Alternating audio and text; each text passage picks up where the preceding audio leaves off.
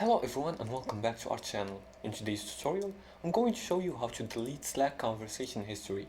Looking to clean up your Slack chats, whether it's a typo, outdated conversation, or just for privacy, this tutorial will guide you on how to delete message history in Slack for DMs, channels, and more. Now let's tidy things up by following these few simple steps. The first step is to open Slack. Now, whether you're using desktop or app, navigate to the conversation or the channel with the message you want to delete. For example, I'm using my mobile phone, so I'm just gonna go to here and I'm gonna go to the DMs. I'm gonna write random DM.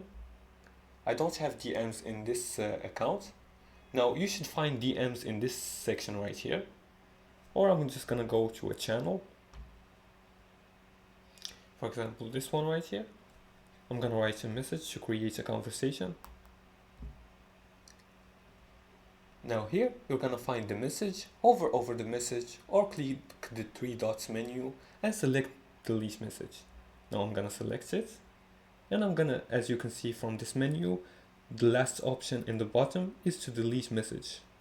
Click on it, and as you can see, this cannot be undone, so the deletion is irreversible.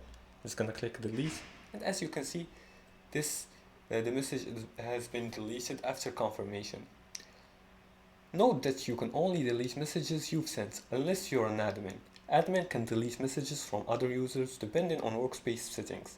Now in DMs, each user can only delete their own messages. Deleting Slack messages is a quick way to manage your chat history and keep things professional. Use it wisely to chat organized and respectful in team communication. For bulk deletion or message retention policies, workspace admins can explore Slack's API or third-party tools.